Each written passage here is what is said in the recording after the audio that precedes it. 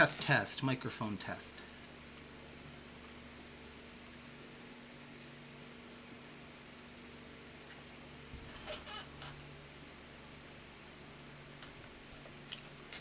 Test, test, 1, 2, 3, 4. So we're gonna start in about 5 minutes. I'm just making sure I have the microphone set up, and okay, good, this is all working.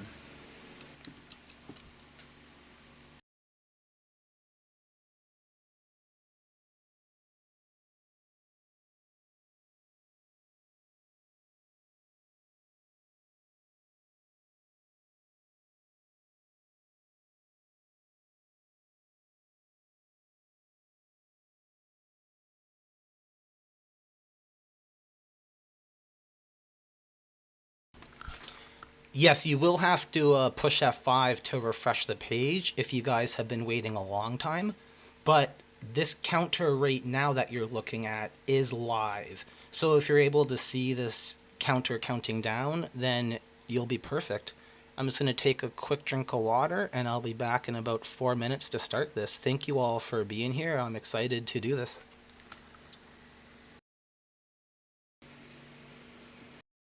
This counter right now that you're looking at is live. So if you're able to see this counter counting down, then you'll be perfect.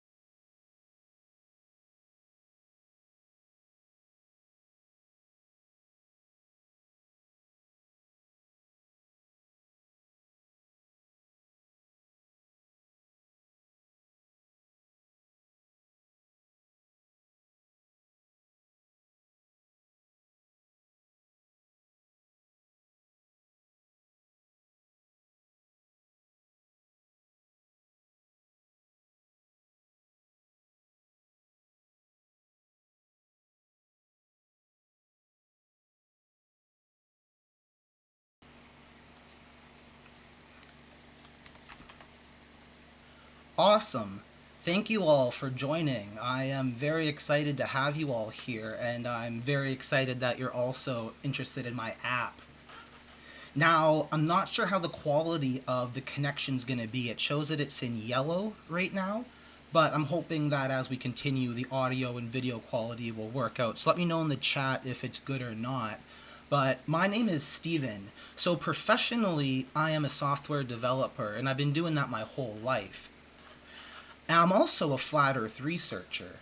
Hold on, let's get the Spanish transcriptions coming up as well. I'm hoping that as I'm talking, the Spanish audience can follow along as well.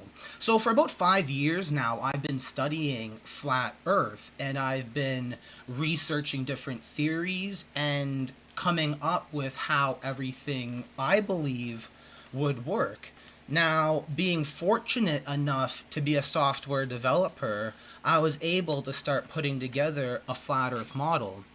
Now, this took about 6 months of work, and it's now an amazing, beautiful thing that I'm super impressed by, and it can do stuff that globe-based models cannot even do, such as multiple observers. Now, I'm going to walk you guys all through that, and I have an agenda set up in the top left corner. So I'm hoping that we can kind of stay on track and that it will be easy to follow along. So the app that I created is called the Firmament Trackers Flat Earth app. It's on Google Play right now for free. So I want everyone to be able to have it and learn about how the world works. It is full of advanced features. Even on the free app, you can do stuff such as the height of the sun and accurate real-world observations. Now I'm on YouTube, Rumble, Facebook. I also wrote a book called Flat Earth Science. We're going to be going over some of that actually in this live stream as we look at how magnetic fields work and a lot of the foundations of flat Earth. We're going to then go into the Vibes of Cosmos Plasma Moon, and I want to talk about that app coming up as well. And then at the end, there will be a question and answer Q&A. So if you have any questions right now, feel free to type them down, and in the last slide, I can actually type out stuff so we can do, I'll write down the question and talk over it. Now I have shortcuts set up so that it should be easy for everyone to, I guess I don't want to have to slow down the stream as I'm making changes. So let's begin with the overview of flat Earth. Now, because I have a quantified flat Earth model, I claim exact measurements. And I do this so that it is actually a flat Earth model and nothing is related to globe math. For example, I believe the height of the dome firmament is 6,216 kilometers in peak altitude. And then those measurements as well. So there's a formula that I used in my app. So I believe all celestial objects are on the dome firmament. And we're going to go into why that's important later. Dome refraction is something that I base the optical properties of my model on. Now, one of the coolest things about flat Earth is that we like to base our observations on the first-hand observations that we see ourselves. So you can go outside, take a picture at the same time every day, and you're going to be able to see this analemma for the sun. Now, in this model, it also works just like that. So that's one of the ways that we know that what I'm making is actually accurate. And if it couldn't do this, then you would have a valid argument against this. But because the sun's analemma is accurate and the same celestial mechanics that I used for every other object, that's how I can logically conclude that the path that Mars is taking is also true. The path that Pluto is taking is also true, because we can easily see the sun's analemma, and because we can't see Mars every day. In my model, I'll trace Mars later. It goes up and down the dome firmament. Just like the sun and moon raise and lower in altitude, the planets are also Wandering stars. Well, not all of them. Some are wandering stars, and we'll show you their orbits later. And you see that they go up and down the firmament. So this is one of the things you can do in the academic version of this software. On the Android app, you can't do this trace because, as you can see already, the graphical power is being really slow. That's also partly because I have a live stream open as well. But on your computer, this renders in native 4K resolution. Now, I put a whole bunch of links in the description of this live stream. So if you want to get the Google Play app, download it right now.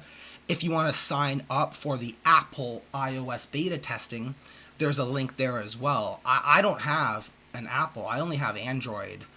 But luckily, enough people bought the Pro version that money can now be used to purchase the Apple developer account. So if you're not aware of that, the Apple, they charge us $99 a year, even if I want to make a free app. And I do. I want there to be a free version that the entire world can have. And then for people like me, or what I call senior flat earth researchers, the Pro version of the app, which is actually 30% off right now. So there's a link in there. If you want the Pro version, it's 30% off, and it's only going to be up for this live stream, and I got another live stream in about 6 hours. After that, the Pro version goes back to normal. But for the people who bought it already, even knowing that there's a sale, because when you load the free app, it says, hey, there's a 30% discount November 9th. Wait before buying it. But so many of you were so excited. But I say that because it really shows that it is really beautiful, because someone bought the Pro version of the app, got what they wanted, and now other people get the free version of the Apple app. So that's in development right now. My Apple developer account is now approved, and because I programmed this model in a really smart way, this code base that is for the Android app is also the same code base that's running on my Linux computer right now that could run on your Windows or an iMac computer. So the academic version is meant for large screens. You can't do this on like your iPhone. It just won't work. It may on your tablet, but again, this is meant, like what the Tony was saying, for school. This is perfect to have on school computers, and it's really, really nice because I have a 4K monitor, and it ends up letting me take really, really nice pictures that I use to teach people about flat Earth.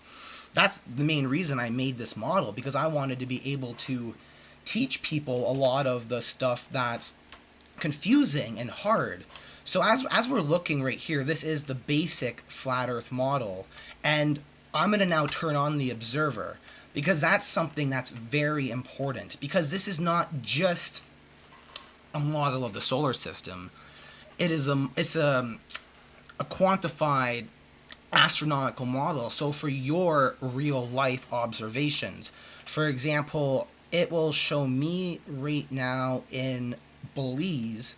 I live in Belize, by the way. So my network right now is actually going from a point-to-point Wi-Fi over about 10 kilometers.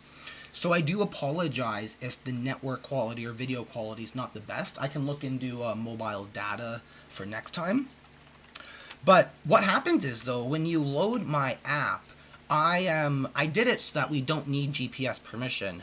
I don't actually know where you live. All I know is only the first, not so like 0 decimal places. So 17 latitude, but that's a massive block, and that's different from apps that you use and they ask you for GPS permission.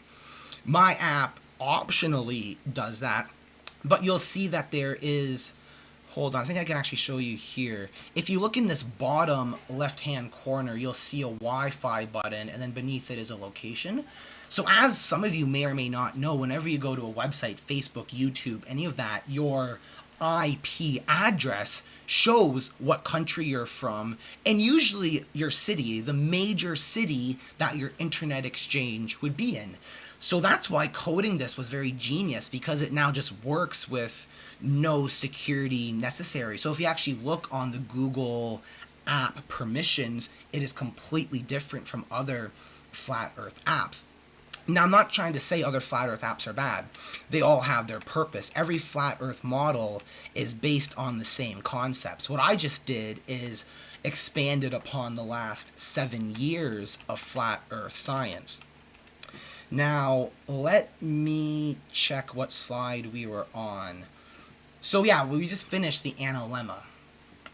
Another very important thing is understanding why an equator even exists, and also how magnetic fields work. So this is from my flat earth science textbook. As I said, I've been doing this for about 5 years, and I found myself having to explain the exact same thing over and over again, to the point that I just said, screw it, I'm just going to write this up in a book so that I have quick reference to it. So as you see, I have like 4.32, so I know if someone's saying, okay, what's the toroidal field, or where's the North Pole, why does the South, I can now explain that all. So this screen right here may actually be worth taking a screenshot of. I'm not gonna change it for the next 15 seconds or so, because it covers two really important things. The toroidal field, which I'm not the best expert in this. It may be more of an ether, or I don't know if it's actually a magnetic field, but we do have a radial magnetic field 100%, and that's on the right hand side. So that's where your compass, if you have a compass, it'll point north, it points south. What's on the left, the toroidal field, that is what controls the reason that we have star trails in different directions. So I coded that in this model so that you can kind of see where the equator is. Now, a lot of people believe at the North Pole there's something called Mount Meru, and we very well could have radial toroidal fields coming out of Mount Meru. I don't know the cause of everything, but I do know what we observe, and this is the output of the created universe. So however the toroidal field was made, that is what we have. Now, as you can see, let's adjust the latitude of the observer. So see how as we're on the equator, we now see both the left and the right side. And then if we continue heading south, the stars start wrapping up, and perspective. So that's what this little dome is. I'm going to go over some videos as well where I show this concept more importantly. But the easiest way to understand your perspective dome is the rotation of star trails.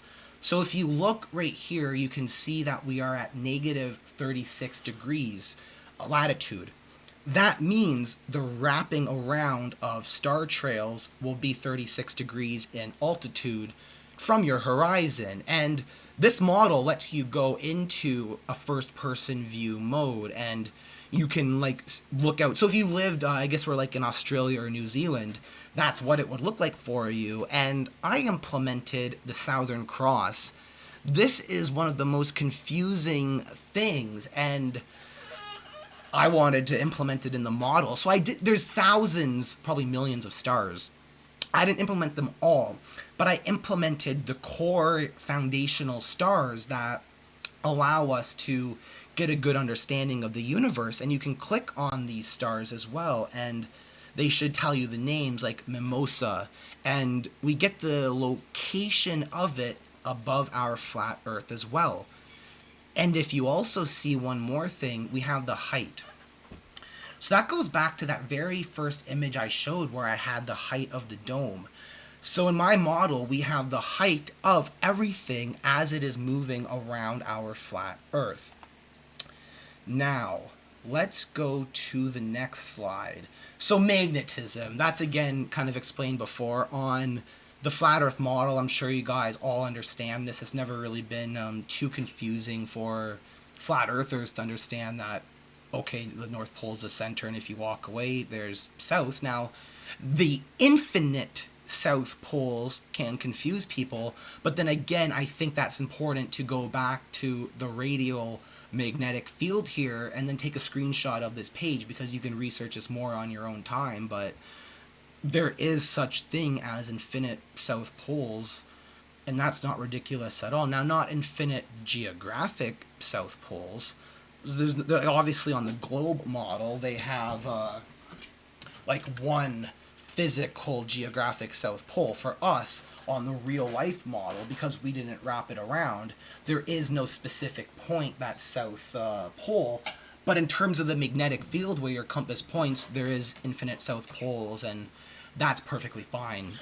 Now, when we progress flat earth science further, dome refraction is something that we need to put a lot of our focus into, because it explains stuff such as the 24-hour sun in Antarctica. I'm one of the people that are expecting to see a 24-hour sun in Antarctica, because I've been looking at a lot of the recent studies into optics, and other flat earthers, they have domes themselves and they've been shining lights through, and it replicates sunlight perfectly how we observe. And then to even make matters worse for the globe, when you look at how light does wrap around the globe, there's no possible way for that to work on a globe. On flat earth it makes sense because light is wrapping around a dome, but if earth was a globe, I would expect to see about half of it covered. Now I know there's an explanation for that, but I'm just trying to give my opinion on why this model for sunlight makes way more sense to me than any confusing convoluted heliocentric model. So we're going to go through a video actually right now of this. I want to see how that works. So if I just play this.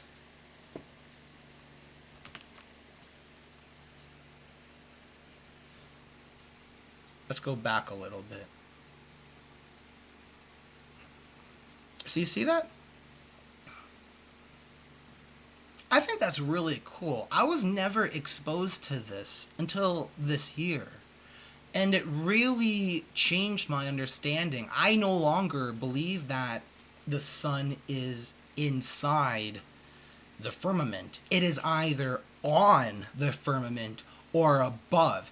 Now, if you're a biblical cosmologist, you can have 7 firmaments. So you can work around this. It's not a limitation at all. We're just refining science and figuring out that for a quantified flat earth model, what I made to the best of my abilities, we do have to have celestial objects refracting through the dome. So you see how it explains a lot of stuff, such as star trails as well. That's all I wanted to show for there. Now, let's go over to here. Now, I think it's really cool how optics work. And it's also important to stress that people who believe in the globe are not stupid. Like, I went to university and met people smarter than me who believe in the globe. There is a mathematical reason for why people believe in the globe, and it is theoretically valid. You can curve your vision, and the way that they wrapped our real life flat earth around a ball gives them a mathematical justification for that. So there's really 2 ways to look at the physical optics we see. You know, you go outside and you see something going down. You know, as the sun goes farther and farther away, the perspective causes the apparent altitude to lower. So it's either due to angular resolution or a physical curve. Now, I want to go over that video because it is really interesting. And it shows also the flat earth The object doing justification. the person's physical, people disappear by walking. This is only going to be 3 minutes.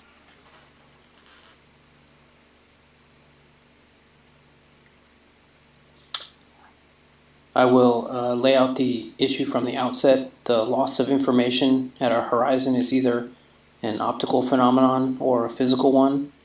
If it is physical, people disappear by walking over the curve. If it's optical, people disappear by the angular resolution limit of the observer. Option 1, the ground is brought to your eye level. The person disappears from perspective by walking straight away, vanishing bottom first, from things getting smaller with distance, and an angular resolution limit. As you can see in the diagram, The eye line stays level, the object is getting smaller with distance, and the horizon is brought to the eye level, designated with our yellow and purple lines. Option 2, the eye is brought to ground level, the vanishing person is represented orthographically without regard to perspective, and your focus continually shifts downward to observe them going over a curved surface and vanishing at the same rate as the angular resolution limit of the human eye. Within the diagram, you can see that the horizon is now brought downward to ground level. The eye line shifts to observe an object physically going over curvature. Perspective effects and angular resolution are ignored. After reviewing the above options, we will see how the optical angular resolution limit. So this is a 3-hour lecture, and it's very high quality. If you go to my YouTube channel, I have a playlist called, I believe it's called Flat Earth Science, and it's a lot of stuff like this. I only wanted to show you those 3 minutes so that you know kind of the basis of where we should all be looking at, and a lot of these concepts are just unheard of. Now there's one more video I want to show you where we go over actually the celestial angle. So Polaris is a really good example. On the model, that's right here at the top of the firmament. And as we move away from it, it lowers in our perspective by about 1 degree for every 69 miles. Oh, she went to York U? Yes, thank you. I did actually go to York U. That's funny. I grew up in Canada and then recently moved to Belize just to have a more relaxed, better life. I work remotely doing software development, so I can really live anywhere in the world. And as I got older, I just wanted new experiences. Like moving to a third world country forced me to grow in what you can call the soft skills. It's not necessarily stuff that you can learn by just reading a book, but it's forcing you to actually face your weaknesses and become a better person. So right now I'm living in Belize. My Spanish is though really bad, and that's why I have this translator up on screen. Please post your channel so I can make sure to subscribe. The channel should be what you're watching this live stream on, but you can also just click my name and I should appear right there. Okay, so now let's go to the whole purpose of why I'm so excited. I built what I consider to be the best flat earth model, and the reason for that is it's in 3D and with multiple observers. There's no other app that can do that, and it's actually a really big accomplishment because it presents the argument that if the globe could do it, why don't they? Why do globe astronomical apps such as Sky Safari or Stellarium only have one observer? And I looked, I was actually curious, am I just making this up, or is there actually no software at all that can plot 2 observers? And it really made me curious. I cannot find any software that can. Now, you can have 2 separate windows, like have one app, 2 different observers. But what I'm talking about is this. So hold on. Where is the first observer? So we have an observer here, and then all we have to do is just click here, plot by click. Let's go to like Mali. And then what will happen is that, let me turn on the trace line for the sun. This will let us see the sun's path. So see how it's showing where it is for, and that is accurate too. There is a menu up here that I had hidden. I should have actually been shown it from the start. But that's actually what it'll be for us in real life. So these are all right angle triangles against flat Earth. That is how celestial navigation works. And a lot of you guys might know, but I used this concept to get really close to MC Toon's Sextant Challenge. All I did was plot three things like this using the custom locations from the Celestial Almanacs, and I was able to do a 3-star fix because what I was looking for was that degrees. So in MC Toon's Sextant Challenge, he gives us 3 stars: Regulus, Dubai, Arcturus, and the angle of elevation. So that was super easy for me to actually find out, and it was actually quite accurate. There's another guy named Flatzoid who did the same attempt. And again, we're using our own flat Earth methods, so it's going to be slightly off. But to come within a few kilometers over a very quick iteration is very powerful. Now, what I was saying about two observers is as we move the sun around, let's get it here. So see that, how it shows that observer and then the other one we just plotted, and those are accurate for real life. Now, I get a question actually on a recent video. Someone asked, why is there little domes in there? Now, that is the way star trails rotate around. That's one reason. That focus point where you see that dot, that is how the star trails are going to wrap around for you in real life.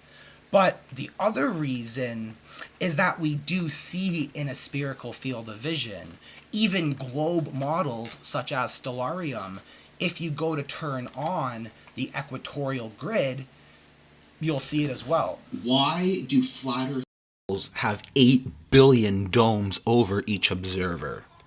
That's a good question because it shows that the person asking either wants to learn that they don't reveal IF.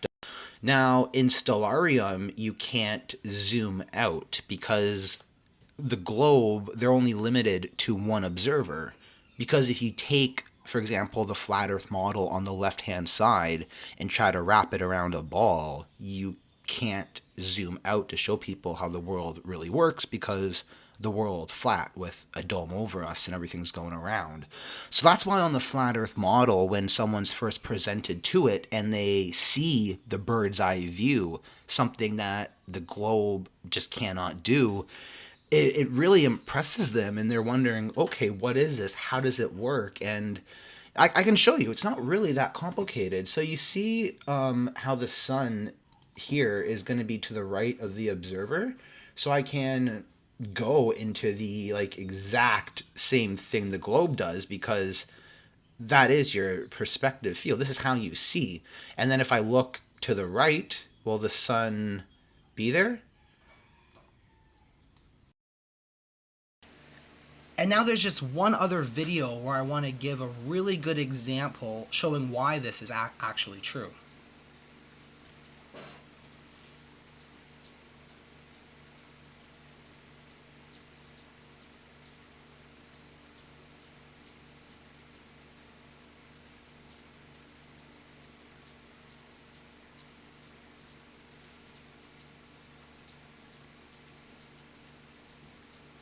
And this has to do with our spherical field of vision.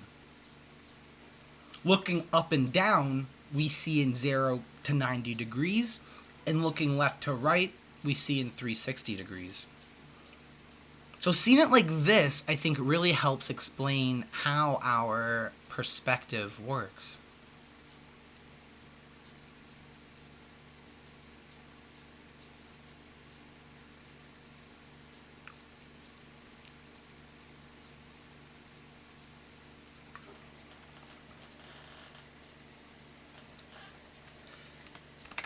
So that is why this app is so powerful. It's based on real life observations.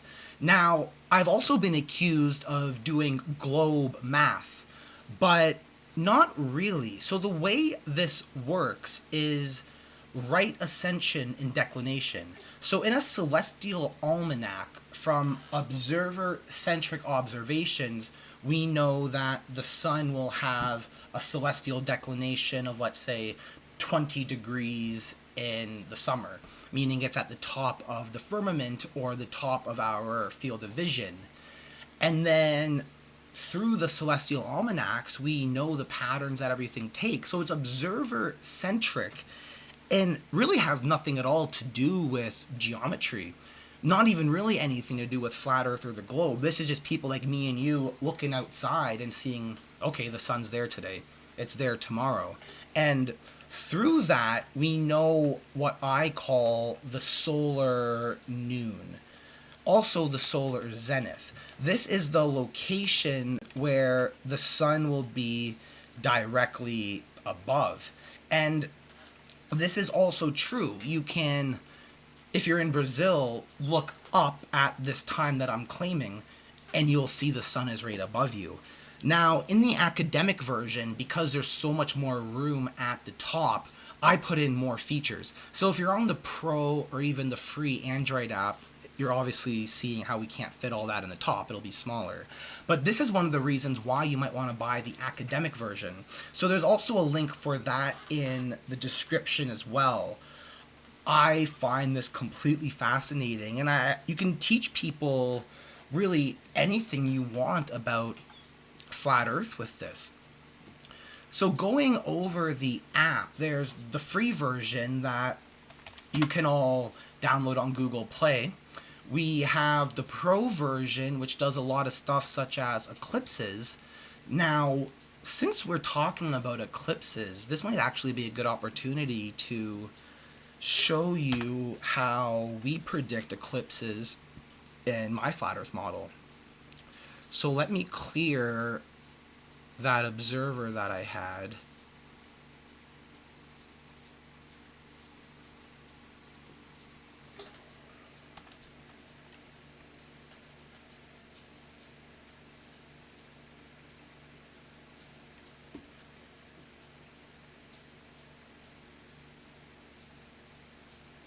Oh, sorry, was I not sharing the screen? Let me go right back.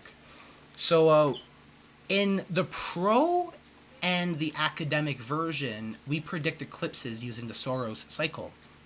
Now, it's very important that we don't misrepresent what the Saros cycle is, because a lot of people do. It only lets us get the day.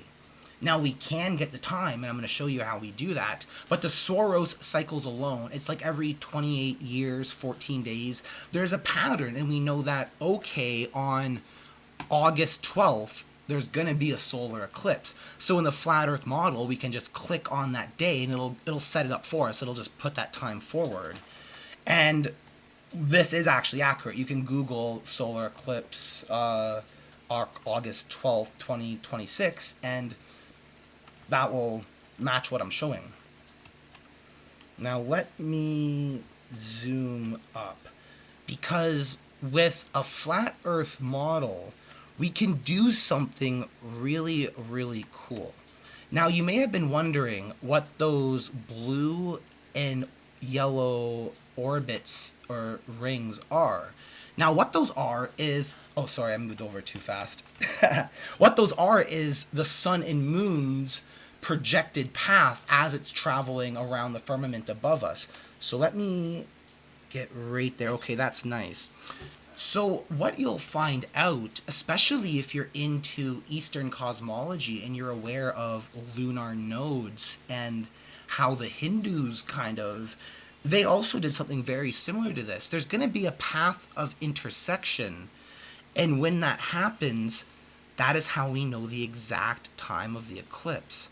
So let me slide this around, and if you see how the blue moon is getting closer to the sun, and then right now those orbits completely intersected. And then I have shortcut keys. So on the academic version, you can just push Shift S, and it should take you right over to the moon. And that is how we can expect to see. Oh, sorry, did I move the timing again? Oh, I might have been looking at it from the wrong way.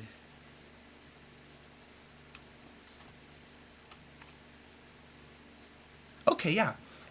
So there's a whole bunch of different types of solar eclipses, but for both the lunar or the solar eclipse, when you align the two orbital paths, that is the exact timing.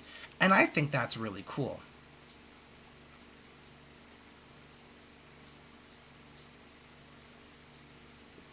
So then the Pro version, that has a whole bunch of different features. So like location auto search, plotting the multiple observers. And right now it's on sale. So if you're interested in this, you can buy it from that link in the description. Again, I'm so thankful for everyone who's doing this. It encourages me to continue making more apps and progressing flat Earth science further.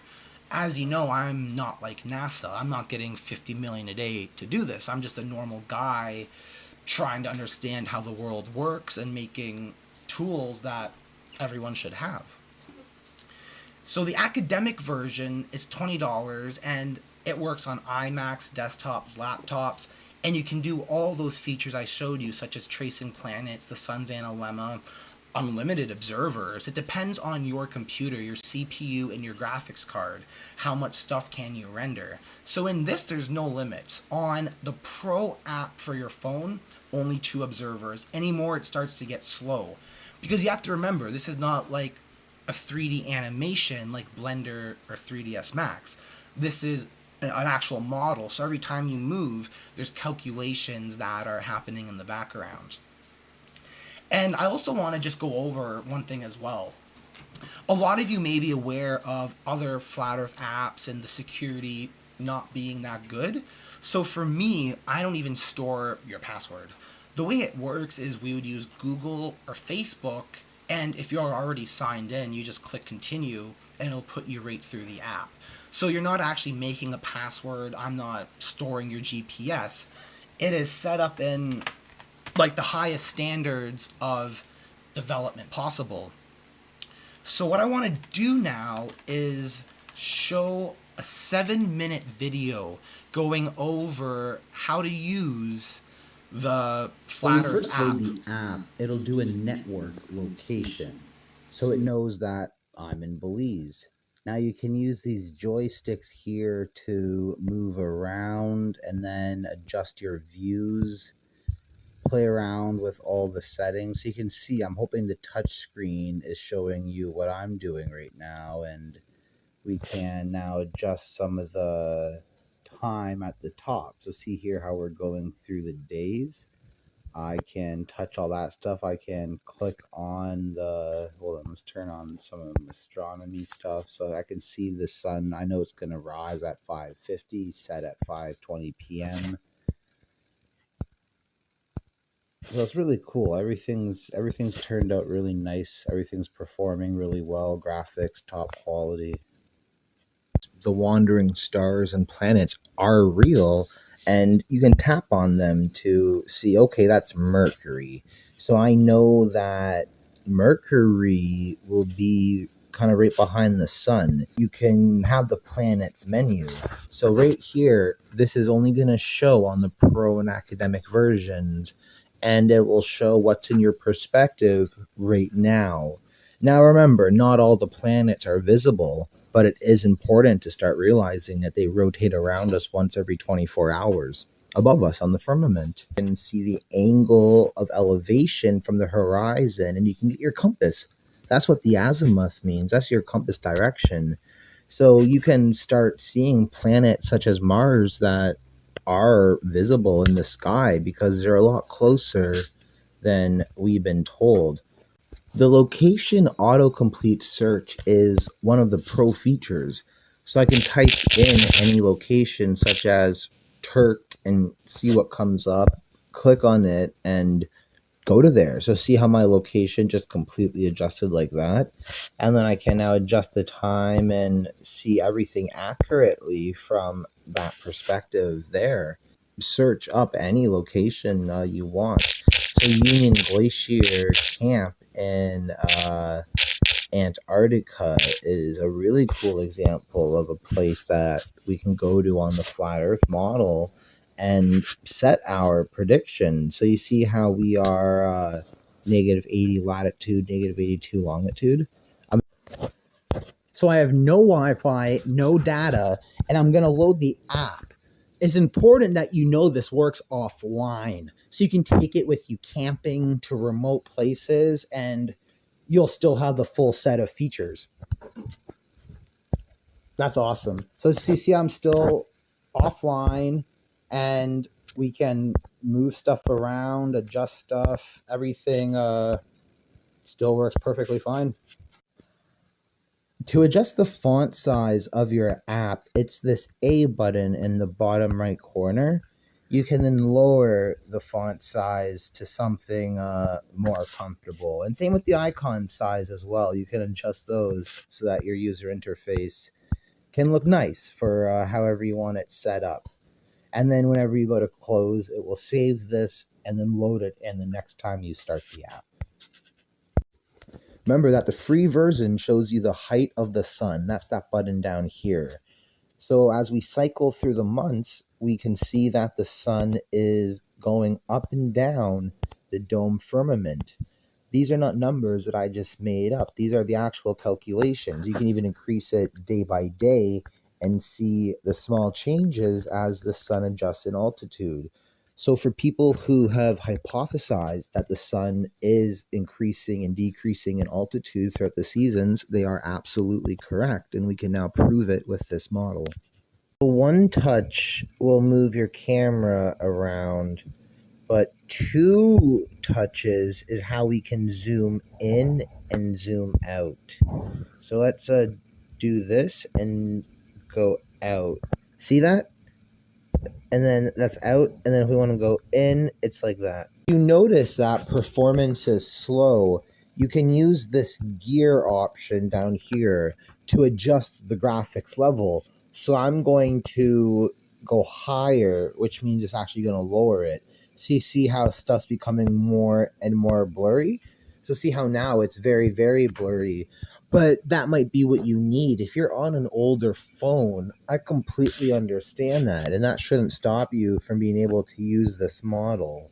So if you are finding that the performance is slow, because remember, this is an astronomical model, there's a ton of calculations going on, and then the graphics rendering it itself, it's like an Xbox or like a Game Boy, you know what I mean? It's a lot of visual stuff going on. So you can always adjust that and it'll save. Demo videos are up at the top. So see that camera icon? Now the D means date only is increasing. So that'll be the same time, but we go over the days. So that'd be the sun's analemma. The T means the time's going to be increasing. So those are cycling through the full 24 hours. But you can choose one that you want and then watch as what's going to happen. And then just double tap the screen if you want it to stop. Now, I'm aware that there's not that many. I want to implement a whole bunch. But please feel free to look at what's there right now and be aware that or plot by click. That's this menu up. The coolest pro features is plotting multiple observers. That's this menu up here. So you can search for a location or plot by click. Let's see what happens if I type in Egypt.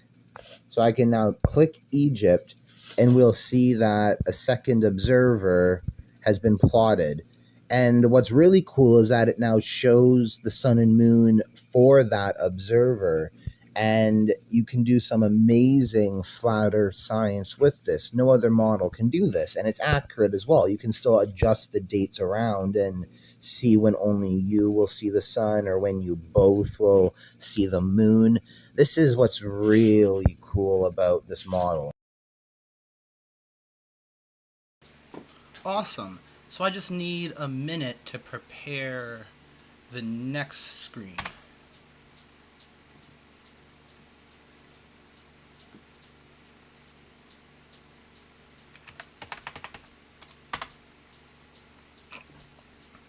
Oh yeah, also, the reason why I have that Gleason map up in the bottom corner here is I sell them for 25 US. It's the 60 centimeter by 90 centimeter large. So Amazon sells the same one for 35 US. So it's actually quite a good deal. If you're interested, you can go to one of the links in the description, and I can ship it free probably to where you live. It is that big poster that I've been having behind me. Let me see if I can make myself bigger. It's this one here. And I think it's fascinating because it comes with a hanger and you can hang it up in your house. You can get like a frame and put it up. I quite like it, and my friends, when they come over, it's a good talking point because you can just show them about how the world looks from a different perspective, and it's quite fascinating. So yeah, let's get back to what I was talking about here. Oh, I think I froze it. Hold on.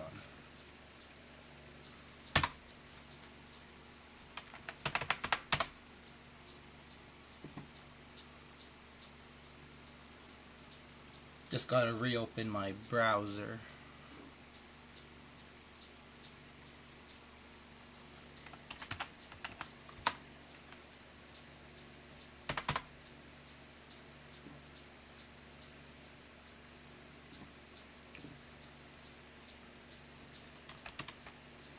Okay, so now I'm back into the app. So what I wanted to go over was, yeah, see how it's now all quicker? That's sometimes what you gotta do, because I'm serious, there's a whole bunch of calculations going on in the background. I mean, it's actually like a video game. If you're familiar, I guess, with like Xboxes and those types of things, that is what we're doing here. It's a three-dimensional environment, and we're rendering graphics, playing with shaders, manipulating 3D objects, and the math behind this was actually fun. I had to kind of learn a lot of stuff that I just forgot because it's not something you really use every day. Professionally, I work in enterprise software, so stuff like financial systems, warehouse systems. So to create a 3D environment like this was a whole new thing for me. What I want to go over is sunrises and sunsets, because now that we're in 3D, we can actually see it really good. And a lot of you may be familiar with the Flat Earth Pro app. It's another really good app. It's, I think, $3 or $4. It has the bird's eye view, but it's also accurate. It implements the same celestial mechanics that I do. The solar noon, when you look up, is accurate, and it's moving around you in the 24-hour right ascension that all celestial almanacs agree upon. So there's no perfect model. There's only good models. But I believe mine is the best one that exists right now.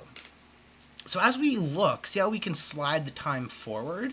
And we see that the sun is setting just like how we see it. Now let me go to the observer's eyes just so it can be a little bit more clear what we're seeing. So see?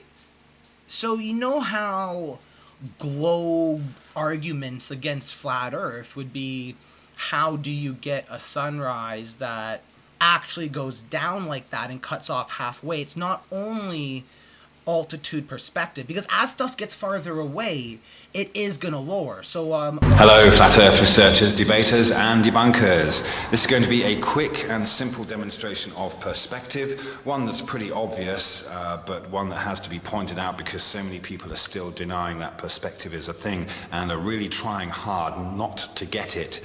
So just showing here that from the side, this external reference frame of these bottles on the table, we can see very clearly that they are all the same height. Yeah. Now you can imagine that these bottles are, say, electricity pylons going across Lake Pontchartrain, if you like, or you can imagine that the tops of the bottles represent a sun traveling above the flat Earth at a consistent height. Yeah, we have this external reference frame, which with the ball Earth we have to imagine anyway. So just apply some more imagination to this little scenario, but take note. Is rugged in its all the same height. yeah, so let me just show you specifically. So see how as objects get farther away, they do appear lower in altitude, even though the actual altitude never changes. So that is super important to understand. And then the reason that we get the bottom up, I believe it's called compounding refraction, but I think I'm wrong. I can show you, though, people who demonstrate this. And again, if you're interested, check my Flat Earth Science playlist. I have a pretty good collection of what I think is good first-hand observations that help us understand the world.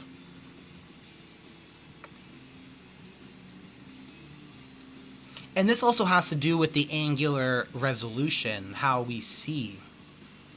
So that 3-hour lecture I talked about earlier, it's worth watching. I know it's 3 hours, but it's well worth it.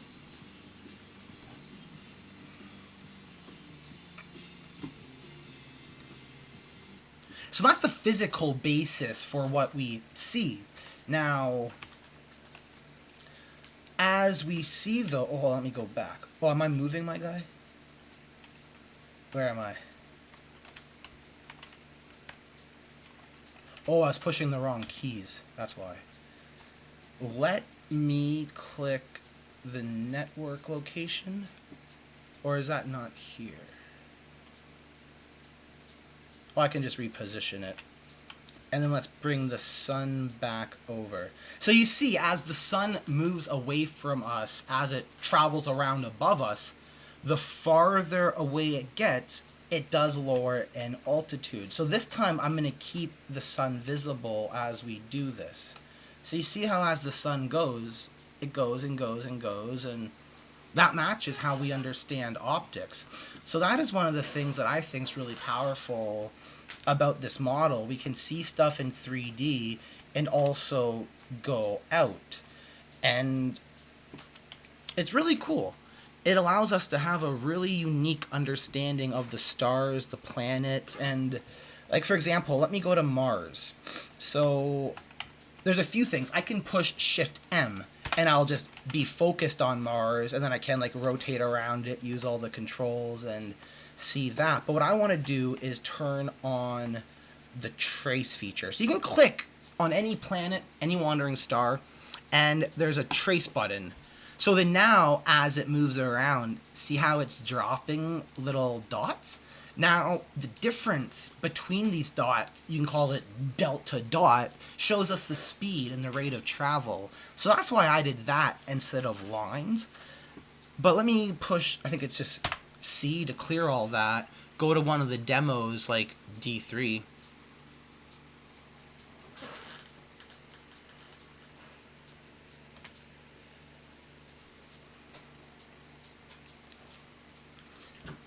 So because I implemented a way to mathematically, I guess, put everything in 3 dimensions, the way it works is a lot different than if we were just looking at it from a bird's eye view above. We end up seeing why wandering stars are called wandering stars. A lot of them don't have perfectly circular orbits. We'll see that they start moving back and doing a whole bunch of their own custom stuff. So see how you can see how Mars is climbing down the firmament.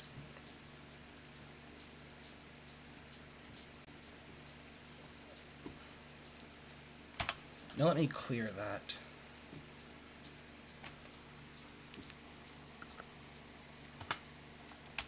So with the academic version of the software, I was just able to learn so much more about the world. Now, someone was asking about, is this a real app? Yes.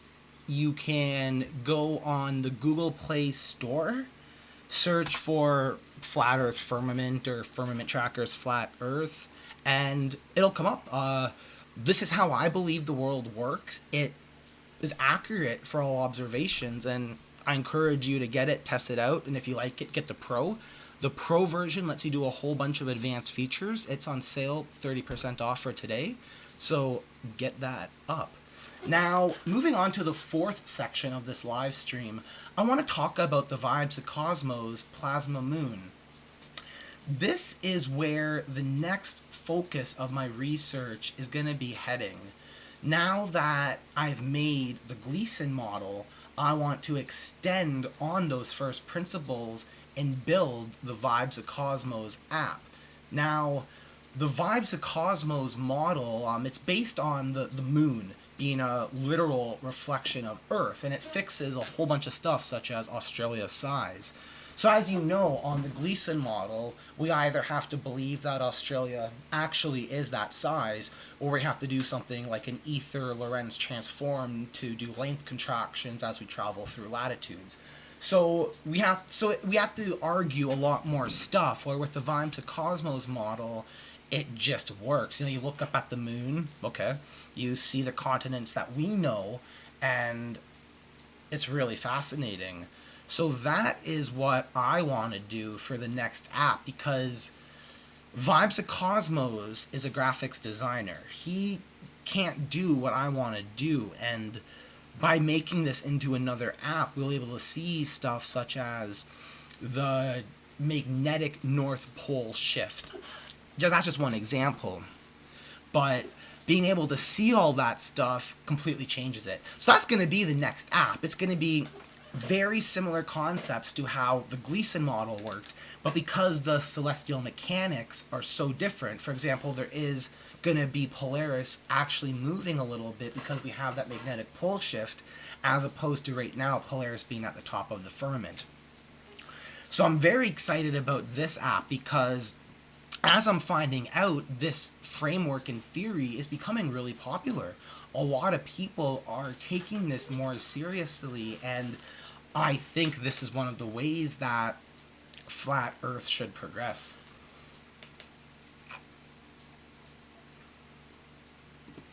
Now, if you enjoy my work and want to support me, I'm having a $70 special. So what that would be is the academic version of the software, the Flat Earth Science textbook, and then that Gleason map. So normally it'd be $95 and you save $25. No pressure at all. Just if you want to support me and you like this stuff, that's a perfect idea. I also have a group called the Firmament Trackers. There's 28,000 of us, and we're all senior level flat Earth researchers, very intelligent people, and you're all welcome to look up those groups, apply to join. There is a screening process, and the groups are heavily moderated, but it's probably one of the best flat Earth groups that exist right now. Now, I also put together the Flat Earth University. It's an online school where I want to teach people a lot of kind of what I just went over. Hold on, is this stopping? I'm seeing an error. Want to support me and you like this. Test. Okay, we're back. Sorry about that. I guess my internet cut out. But the Flat Earth University... Okay, we're back. Sorry about that. I guess my internet cut out. But the Flat Earth University, there's a completely cut off. Are we back? Are we back? I'm waiting, so I'm not stopping.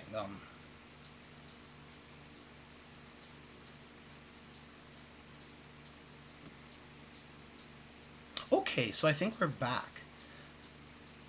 I see a green frame, so that's looking all right. Now, I apologize for that. This is the internet of being far out in the jungle. It's not like a fiber optic.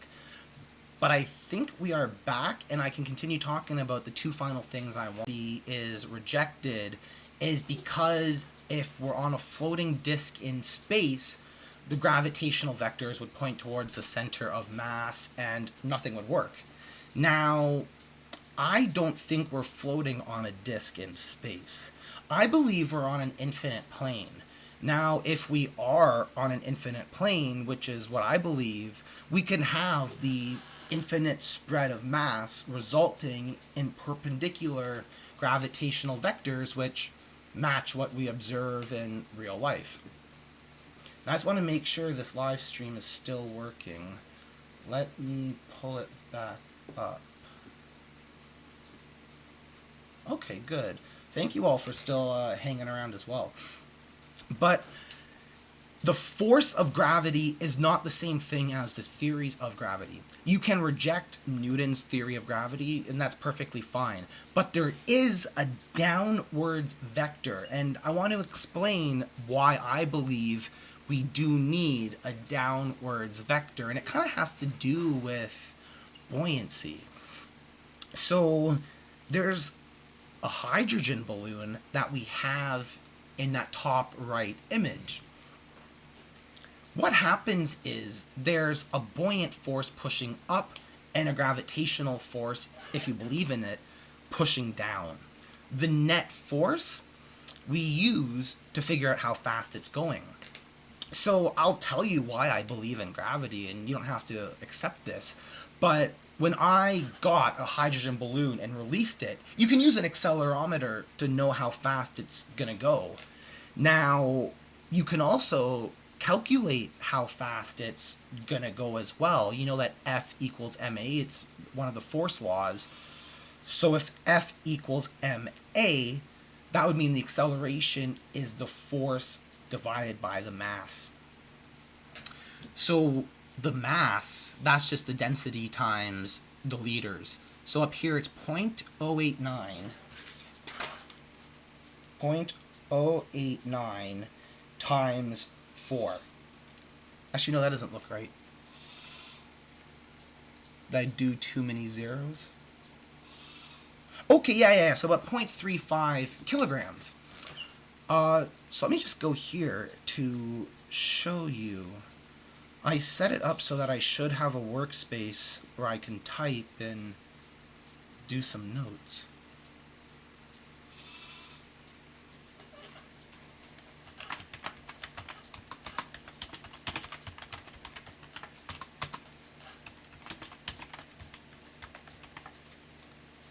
Okay, yeah, so this all makes sense. But here is the issue and what led me to believe that there is a downwards force. It doesn't have to be gravity, but there is some force pushing down on us. So you see how the buoyant force going up is 51 newtons. That's the buoyant force only. Now, if we theoretically say gravity exists, the net force becomes 41 newtons. And you can see where this is going because we can then make two predictions. So acceleration is either 41 divided by 0.32 or acceleration is 47 divided by 0.32. And what happens is, let me just move this up so it's not cutting off the screen. You get two different accelerations, and you can then compare them to what you have in real life. So it's very, very simple. You guys probably did this in high school. 0.32, so sorry, hold on. It would be 51 divided by 0.32. So A1 equals 159 meters per second, and A2 would equal 47 divided by 0.32. 146. So I believe that there is a downwards vector for this reason, because you can ignore it and get a faster speed, or you accept it and you realize that there is some downwards vector. So I know that's a controversial topic. A lot of stuff is. I also believe in a 24-hour sun in Antarctica. But this is how I think the future of flat earth science is going to go. We're going to end up learning a lot more. So we might actually live on an infinite plane, and then according to the accepted laws of gravity, there is actually a perfect thing that works on flat earth. So I think that's pretty cool. Now, I covered, I think, everything I wanted to talk about in this live stream. There's the Gleason map. There's the academic version of the app. There is that Flat Earth Science textbook, which is what I was using to go over a lot of the stuff, such as the sun's analemma or all of this stuff. And most importantly, the apps. So we are approved now for an Apple app. If any of you want to help us in testing that, there's a link in the description. Put your email, sign up, and you can get early access to that. Now, I'm going to take a quick 5-minute break, and if there's any questions or anything people want to put in the chat, feel free, and I'll try my best to answer it to the best of my abilities.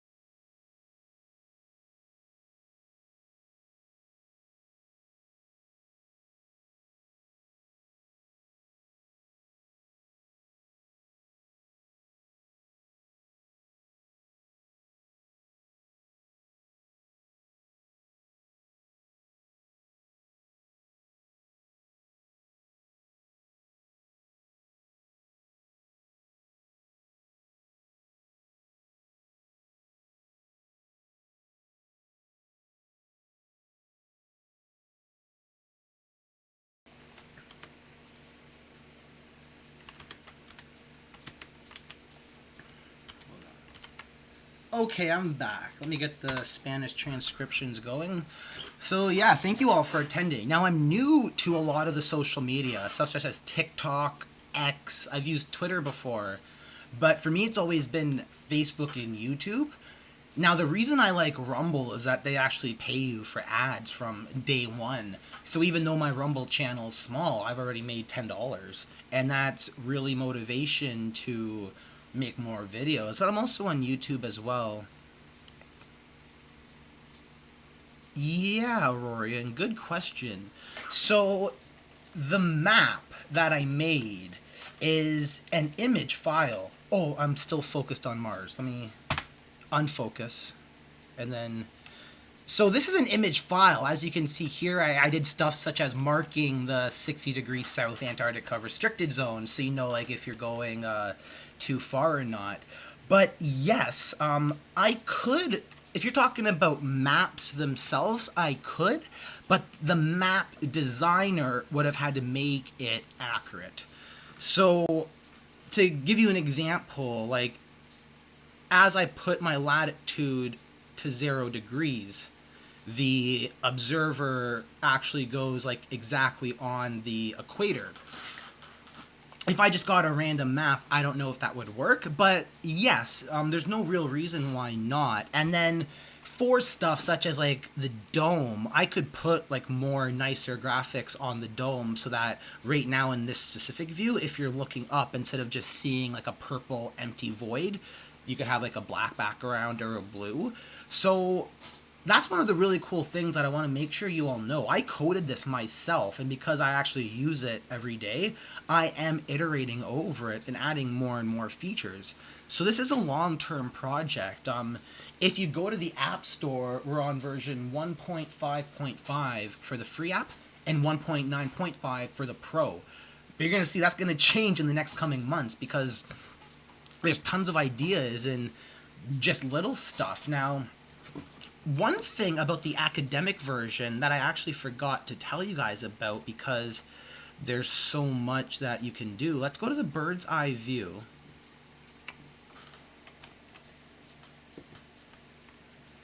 Oh, I have to get out of that focus first. Okay. Yeah, if you lock your focus, you're not going to be able to go out nice and easily. But what I want to do was show you another thing that no one else can do. We can plot GPS positions and they end up being actually accurate.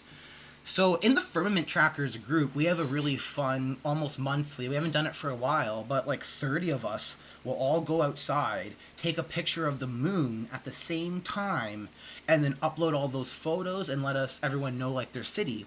Now, let me see. So if you buy the academic version, you can do this. What happens is Google Maps or any mapping provider lets you export what's called a KML or a KMZ file, and I programmed a way that we can read it and then plot those locations. So let me hide the observer, hide the trace lines, and just show you that it's really weird because even though Google Maps and Bing Maps could do this if they wanted to, for some reason they refuse to show the flat Earth map. And even from the globe perspective, this is just a North Polar equidistant projection, so there's no reason why they couldn't do this. How come I can do it and they can't? And you'll see down here that we have like literally the exact locations, and you see the people in Canada, the people in US, it's all accurate. So this was one of the events where the moon probably would have been right in the middle, and all of us were just trying to see from our first-hand observations where is the moon. So that's one of the really, really cool features, plotting GPS. Now I forget if I have this feature live. I remember if I clicked on 2 spots. Okay, no, this might not be live. Okay, there's a feature that I'm still working on. We'll be showing the distances on our flat Earth. And that's another really, really cool thing. A lot of people struggle with that, and there's just so much that we can do. So that's why I call this the academic version. 99% of flat earthers aren't going to be wanting to upload GPS positions and analyzing it on their 4K computer. But if this is something you like, it's $20 and it's very well put together. There's so many features that I want to make sure I went over, like at least a bunch. Like the torus field, that's in the pro version. So you can understand how the equator works and all that.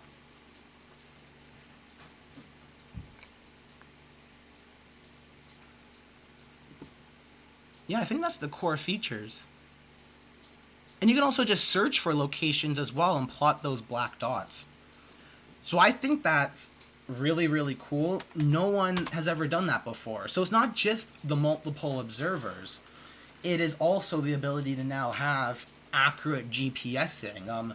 I don't want to sound too ridiculous here, but you could theoretically, if your car supports Android, you can put this app on here, give it GPS permission, and start navigating around our flat Earth. But I'm being serious though, because this essentially is not much different than how any other, like it's a quantified model. This is 100% accurate for all observations, and it's the coolest thing I've ever made. Like, that's why I love this so much. Yeah, so updates will always happen consistently. Please let me know any features you want. After this, though, I'm going to probably start working on the vibes of Cosmos app. But I can still also add more features into here. But I think I got everything. Like the eclipses, for example, like even the lunar eclipses. Hold on.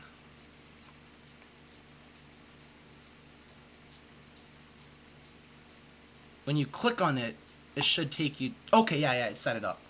So, as you know, for a solar eclipse, the sun and moon intersect paths, they'll be overlapping. But for a lunar eclipse, they're on opposite sides. And because of the way we have a dome firmament, search up what's called a coffee cup caustic. What happens is, though, the sun's light ends up covering the moon, and we end up with a really nice eclipse. So I think I can show you this. I have a photo that I might be able to pull up because this is something that people wonder about. So I have an explanation for everything on Flat Earth. I wouldn't believe in it unless there was a theoretical way for everything to work. And as we learn more, we're going to refine our models. But at this point, that's how I believe a lunar eclipse would work. And as you see, this photo actually here is from a guy named Joe Hanvey. So if you're on Facebook, search up Joe Hanvey. He's one of the admins of the Firmament trackers. He's a senior level flat Earth researcher, extremely smart. He has telescopes, everything. And he's doing a lot of optical experiments with domes, and it's super, super cool. And then the lunar eclipse, I can also pull that up as well, just to make it very, very clear.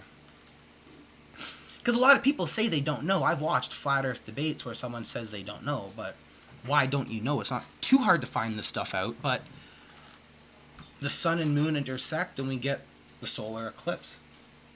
Now, what else should I cover? I think I've covered everything. There's one other thing as well. So star trails, with the model, you can start seeing how we do get, because you're looking at the left side and the right side of the torus field. So a lot of stuff that's hard to explain. You'll find Globers post that picture, and then what I did is I just posted the flat Earth model on top, and it makes perfect sense. So to be clear, the moon phases are shown as well as the lunar eclipse. Yes, the moon phases are shown. So right now we're in a full moon, as you can see down here. Let me Shift M on the moon. Can I do that? Oh, that's on Mars. How do I focus on the moon? Shift D. So during a lunar eclipse, the moon will be full, and then during a solar eclipse, it'll be the new moon, the solid black object. And then throughout there, we do have phases. Now, again, I'm not the best graphic designer. This is the best approximation that I could do for this phase, which would be 60% full. Now, so stuff like that I will be working on over time, so we can make the phases more accurate. But yes, there is phases in there, and the data itself is 100% accurate, and then the graphics are my best attempt as a programmer to display this information for you. Let me adjust the font size. So again, if you're wondering why I have a really, really big font size, it's because I want you to be able to read it. But on your actual computer, you can lower it all and make it a lot more comfortable for you. Thank you, Corpus. And then the heights. I think having the heights of all celestial objects is just completely fascinating. So as you know, in my model, I argue that everything is on the dome, going up and down, and we get dome refraction. Because of that, I then know how high everything will be as a function of time. So that's a quantified model. If you have any engineering friends saying, where is your quantified model? This is it. And then I should also write like a research paper going into more details of how it works, because the math behind it is not too hard. Let me turn on the observer. So I'm probably only going to spend an hour and a half. I'll spend maybe 5 more minutes going over this. What was I going to say?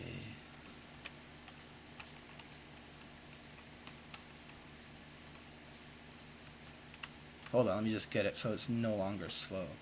Will there be IIS tracking? If there is a way to get that data, okay, now I remember what I was going to say. I'm going to spend 5 minutes showing you guys how this all works. But, so in regards to your question, yes, if I can get the right ascension and declination.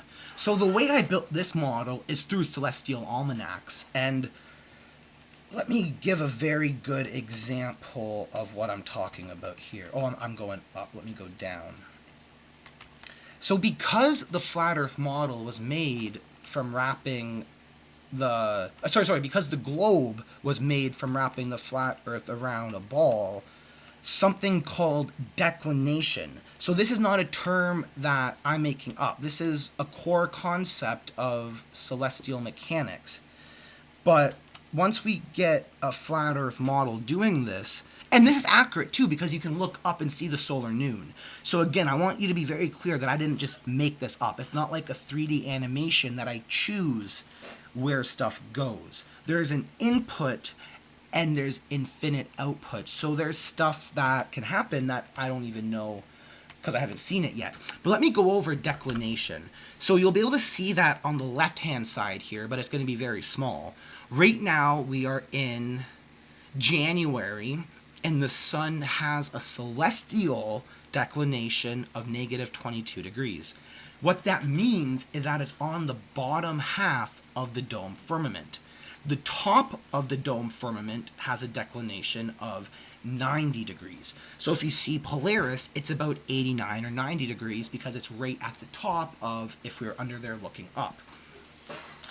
So that's how I made this. And you can look in a celestial almanac, for example, the sun, January 10th, and confirm that the declination is actually negative 22 degrees, meaning it's going to be on the bottom half of the firmament. And then for our field of perspective, it'll be 22 degrees from that angle that we see. Does that make sense?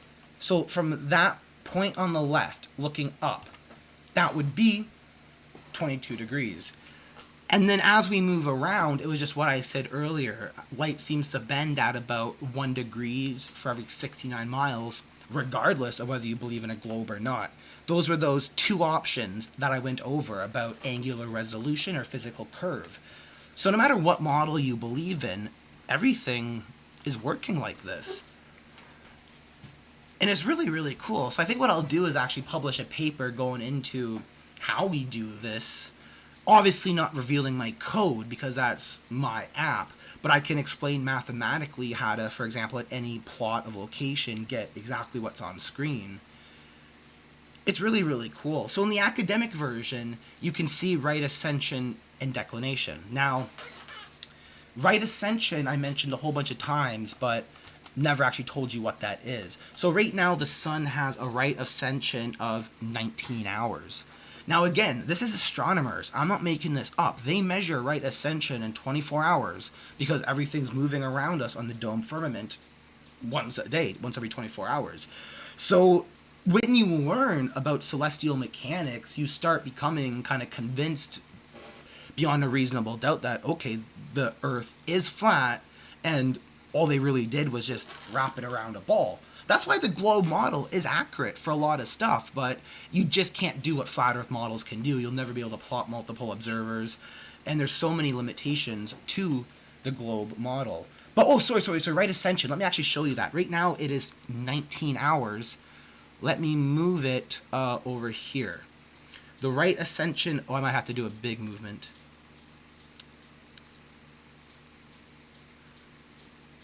Oh, it's not changing. In my original code, I had right ascension changing, but that's also the same as longitude. So what I was trying to actually mention is longitude. So as we move this around, you see how longitude, it's negative 15, negative 50, negative 60. So that's the 360 degrees. If you've ever wondered why there is like 15 degrees per hour relationship, that's a true thing. If you believe in the globe, you'll think that like Earth's rotating 15 degrees an hour. But if you know the Earth is flat, then you know that everything's actually rotating around us once every 24 hours. So that is the implementation of right ascension. It's measured in 0 degrees to 360 degrees, and it's accurate. Like, see at the top here how we know that the sun is in Namibia.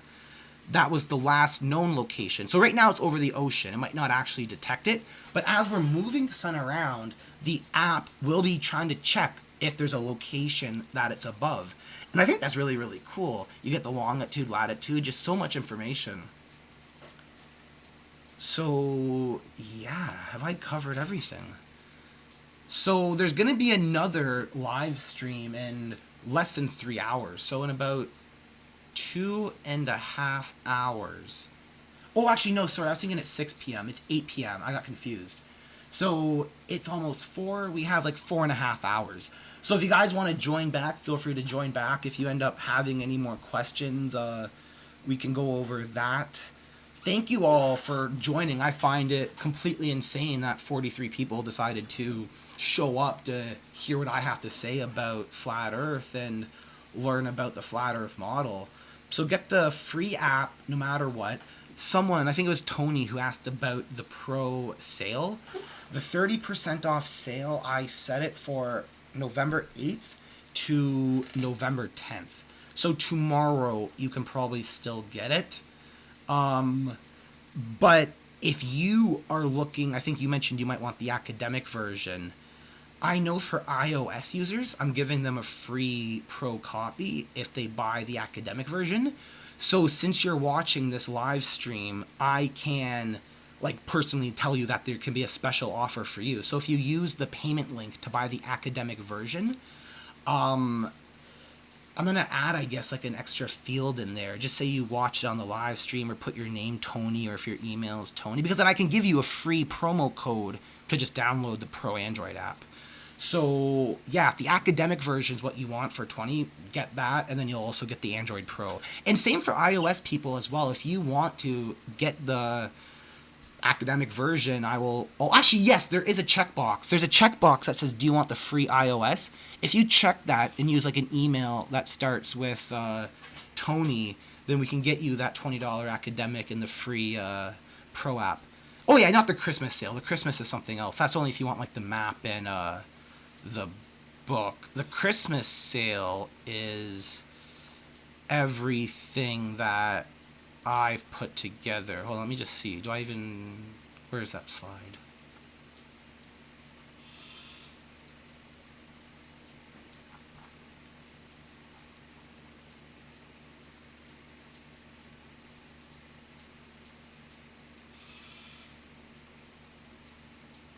I might have closed that slide. But yeah, anyone who wants the academic version to use on your iMac desktop, that's $20, and you can get the Pro version for free. Let's see. Slide 6 was the Christmas sale. So yeah, that's just if you want the map, the textbook, and the academic app. But you don't need that. There's a whole bunch of links in the description. So I think I covered everything. So thank you all for attending. Make sure to follow any of the links. I'll be continuing to work on this, continuing to make more type of content like this, and hoping to really help Flat Earth progress. There's a whole bunch of stuff that no one's really done, and together we can progress it really, really far. Awesome. So thank you all. I'll be ending the live stream now. This was a wonderful hour and a half. And yeah, I'll be back live in 4.5 hours. This was very fun, and I'm glad to have this recorded as well, so now I can give this to people and say, okay, this is the core foundation